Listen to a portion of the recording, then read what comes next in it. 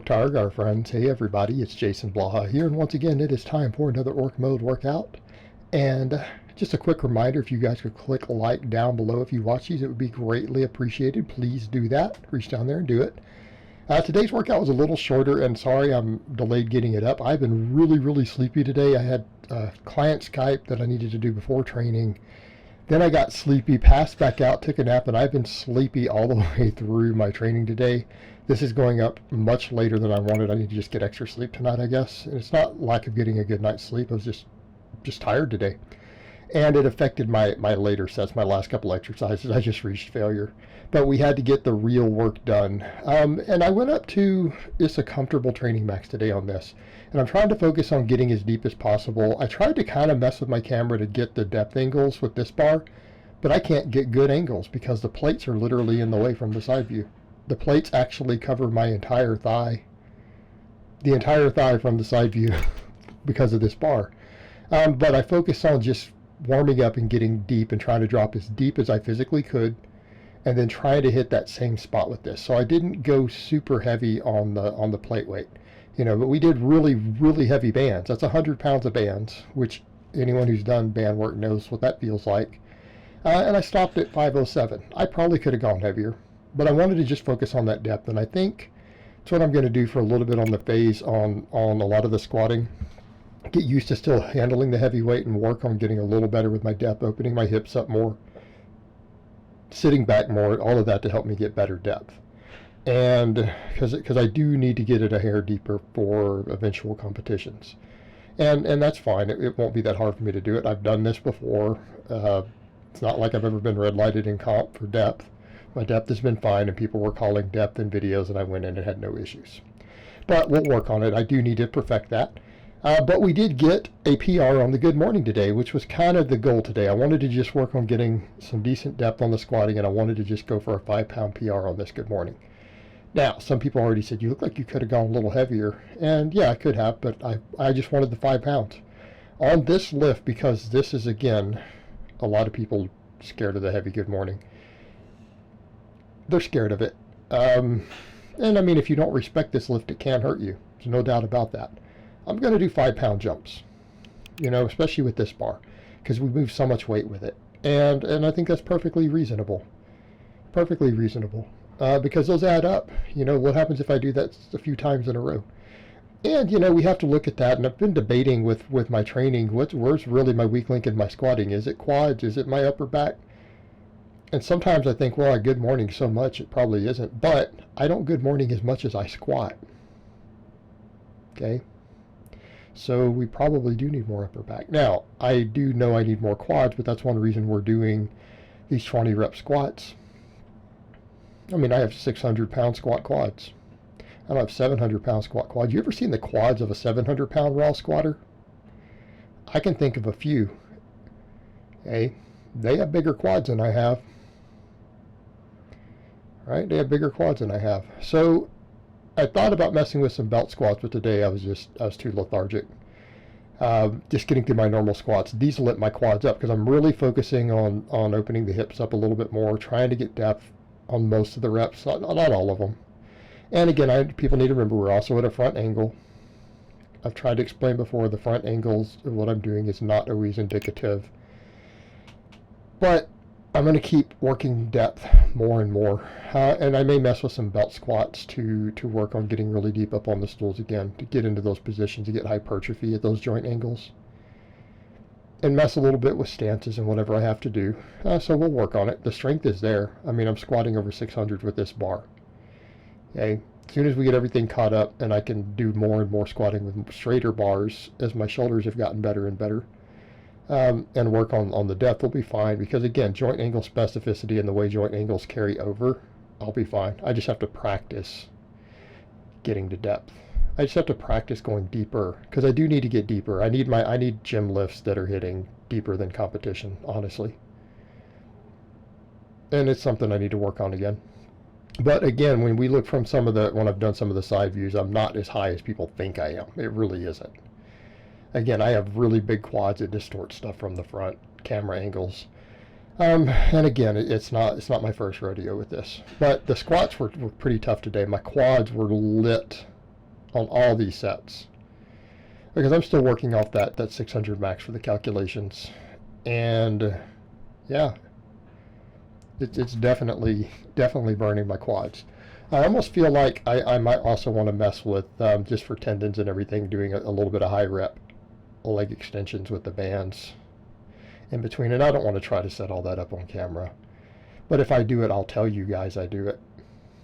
You know, but some of that minor stuff we don't need to see. We don't need to see my app work.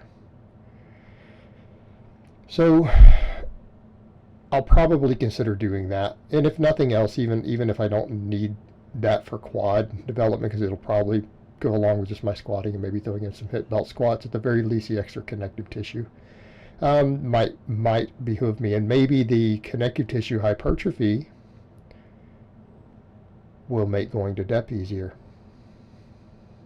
because a lot of times we have limits in our structure based upon tendons and things, okay, and our body's protective mechanisms. Because where I'm squatting, even like on those maxes, that is my full depth.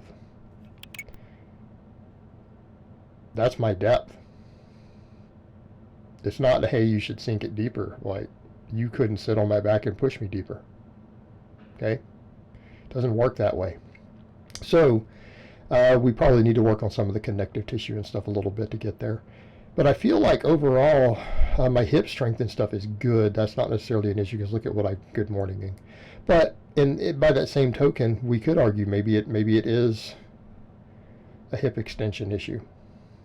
Maybe I need more back. So we'll keep pushing the good mornings. I need to get that good morning up to 600. Okay? I need to get it up to 600. But I'm going to do it 5 pounds at a time.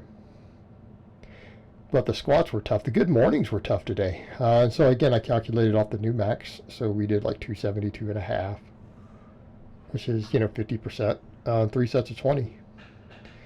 It lit me up pretty good too. They were not as hard as the squats. They're not as hard as the squats. And people need to remember, this comes up a lot. People always say, and I get this, like, how does a good morning doesn't care what a squat. A power squat is a good morning. Okay, there's a continuum between a hip hinge and a power squat. Don't confuse Olympic squatting with power squatting. It is a good morning. You're trying to use as many muscles as possible. And that means we use more hip extension, and even we use our back. That's part of a power squat. That's how it's done. And a good morning basically works all the muscles other than the quads of the squat, just in different ratios. So if you can good morning a lot of weight and you build big quads, you have the potential for a massive squat. So yes, it is important that we do these and we use them to build back up. It's contributed to me getting that 600 squat. I mean, people can argue all they want, but you guys watched the progression. You watched the progression. So we do need to work on good mornings. And of course, I need to bring my quads up more. And that's really going to be the key to my squatting at this point. That and working on range of motion a little bit more. And we'll get there. It's going to take time. Time and consistent work. But yeah, squats, I should have a pretty monstrous squat at this rate. I can keep doing as well as I did this last year. If this year is as good as last year was on my squat progression and improvement, and we've got a good game plan for it, then I should have a pretty monstrous squat by the end of this year. And when I say stuff like world record levels or close to world record levels, I get clowns who come in and they clearly haven't looked at weight classes or open powerlifting. When I say those numbers, they clearly haven't. They're just going by my body weight. They're not looking at the masters classes. Let me put it to you this way. In any weight class I would compete in, there is no masters 2 lifter, which is where I'll be in 11 months, 12 months, Yeah, less than a year at this point. Okay, there is no Masters 2 lifter in the 220 or lighter who squats 700 pounds raw without wraps anywhere in the world in any federation. Okay, so people may not be aware of that. The record is 699, held by a Russian. That's it. That is the world record for all federations. Okay, And people forget that. They don't realize what age classes I'm in, I guess. Number two, they don't realize what I weigh. I get people who compare me to 300-pound lifters and stuff, and I'm like, well, yeah, I don't lift as much as a 300-pound lifter. You're absolutely right.